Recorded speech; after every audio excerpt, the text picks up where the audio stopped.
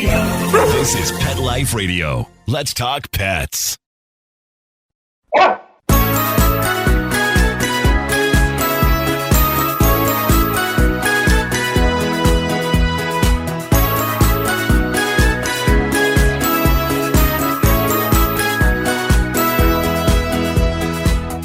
Hello, dog lovers. Welcome to Dr. Cat Gone to the Dogs. I'm your host, Dr. Catherine Prim, and I'm a small animal veterinarian and dog lover, and I like to share the things that I find out about how to make pets' lives happy and healthy. And today, I'm going to make your life a little happier and healthier, because I have Stephanie Richardson with me. She is the co-founder of Moxie Maids, which is a cleaning service, and she wanted to talk with us today about ways to keep your home clean when you have dogs in it. So we'll be right back with Stephanie after these messages. Does your dog itch, scratch, stink, or shed like crazy? Come to Dynovite for help. Order a 90-day supply of Dynovite. Dynovite for life. Pick up 2 tubes of Doggosuds. Get the 3rd tube free. Peppermint, tea tree, lavender, Doggosud shampoo. Made with all-natural coconut, jojoba, aloe. Great for healthy skin and soft, shiny coats. But no itchy, harsh chemicals. Lather up, rinse away. Try Doggosuds. Buy 2, get 1 free. At Dynovite.com. DINOVITE.com.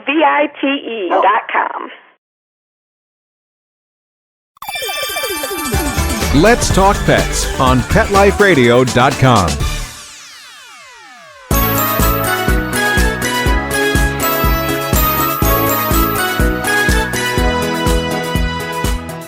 Welcome back to Dr. Cat Gone to the Dogs on Pet Life Radio. So Stephanie Richardson is with me here today. Hi, Stephanie. Hi, thanks for having me. How are you? Good. So I'd like to hear a little bit about who you are and how you ended up here with us. Sure. So like she said, my name is Stephanie Richardson, and I am the owner of a cleaning service in Atlanta, Georgia called the Moxie Maids. And not only am I the owner of a cleaning service, but I also have a dog myself. So I am a dog lover. My dog is a Maltese and a poodle mix. He's a little Maltipoo. His name is Donovan. Well, so obviously you are acutely aware of the challenges of keeping a home clean with the dogs added entries into life. So I think that you have some tips for us about how to handle some of the special challenges. So let's hear what she has to say about keeping a clean house with a dog.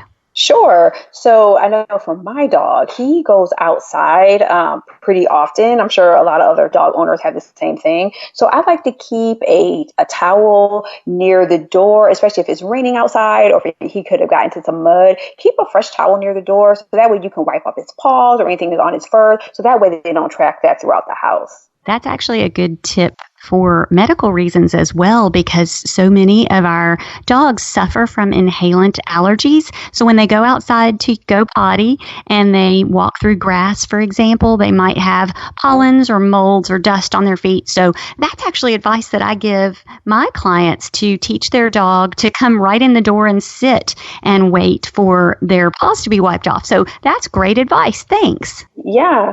And my next advice that I have kind of goes hand in hand with that is to make sure you're keeping your dogs clean. Don't skip out on bath time. I know sometimes we can be busy professionals, we're working, but you really want to make sure, like you were saying, your dogs are going outside. You never know what can be captured in their skin, in their fur. So you definitely want to make sure you keep your dog clean, because again, you just don't want to have any outside elements just tracking through the inside of your house. So they say that you can bathe a dog up to once a week with shampoos. And if you have kind of an in-between, you can even wipe or rinse them off. So that's a great tip. So what about maybe the dog hair? Do you have any tips to help address shedding?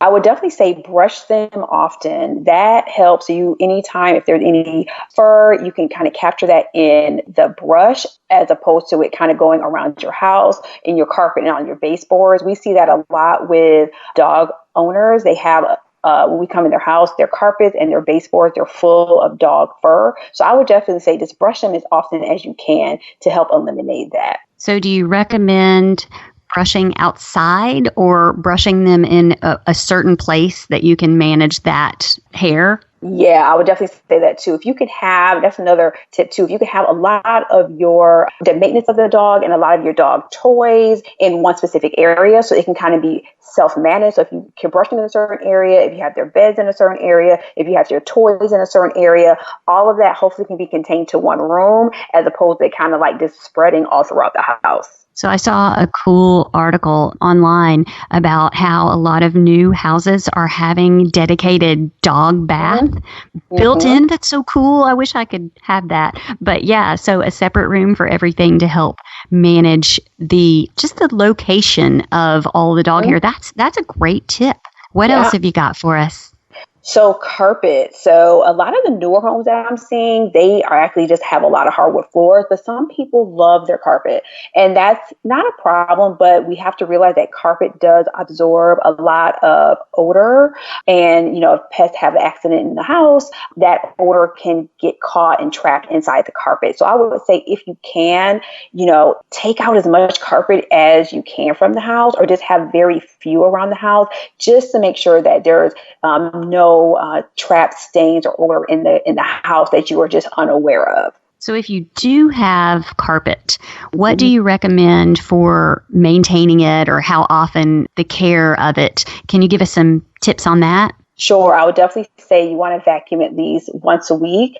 That's really for pet hairs and for dog hair. And also, too, you want to have, some people have like carpet cleaners come out every few months just to give their carpet an overall carpet clean because they have special enzymes. And there are some things you can do on your own. I have some special hacks that I'll share towards the end that if you want to kind of do this on your own, at your own free will, at your own time, I have some information to share that with your audience as well. Oh, we love DIY tips, so that's great.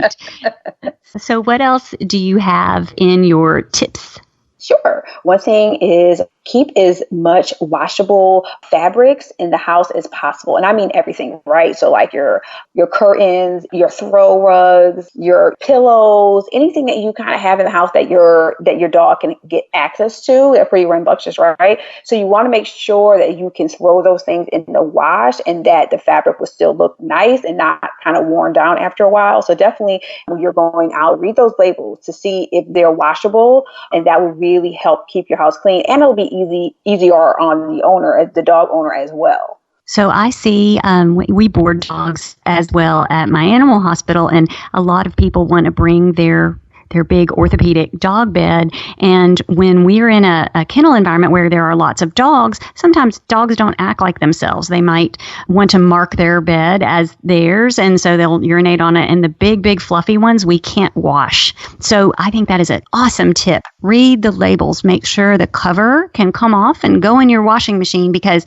that's an expensive bed to serve as a source of odor and end up getting thrown away. So that is a really good tip.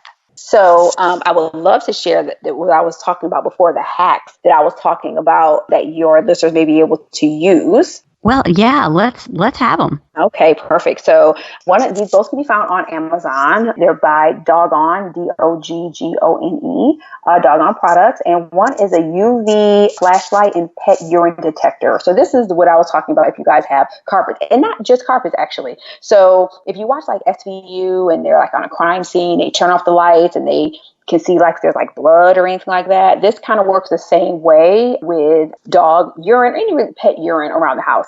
So it's a UV flashlight and pet urine detector. So it's a black light, and it finds cat and dog stains on the carpet, hardwood floors, or even on walls. So specifically in your carpet, if you find it in the carpet, you can use something that has enzymes in it. And I'll talk about another hack that I would recommend. And you can use that to find the stain and eliminate the stain in between if you have like a professional carpet cleaner come out to your house. So would you say that there might be pet sources of odor that you just can't see, but you can kind of smell? Is that what I'm understanding? Yes. And a lot of times, there's a lot of times that's exactly right. So a lot of times when we have our carpet cleaner come out, our clients say, oh, well, we don't have any, stains or anything in the carpet, but our carpet cleaner, they're able to find it.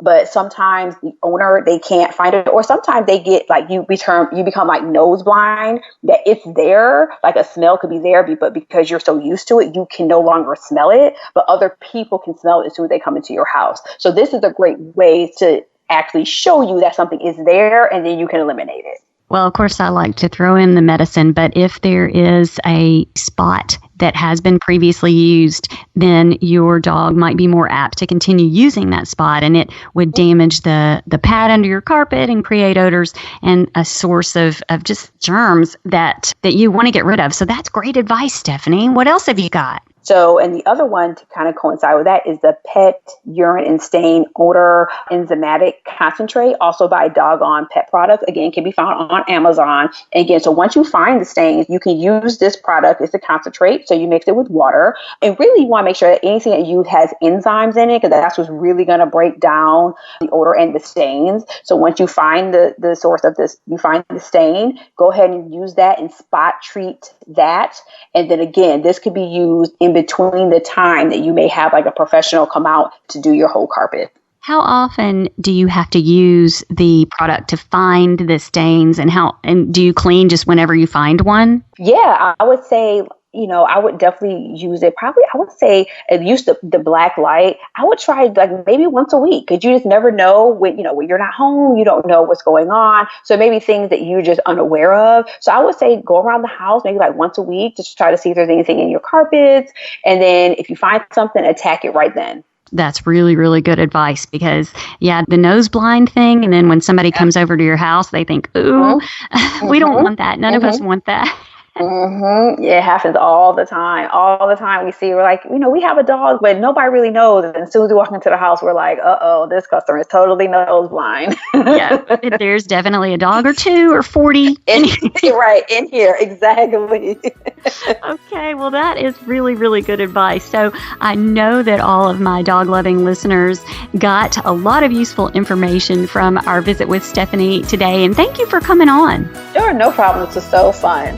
Well, and I'd like to thank all my listeners for always listening and being faithful to Dr. Cat Gone to the Dogs on Pet Life Radio. And as always, my producer, Mark Winter, couldn't do it without him. So everybody go out and raise the ruff. Let's Talk Pets, every week on demand, only on PetLifeRadio.com.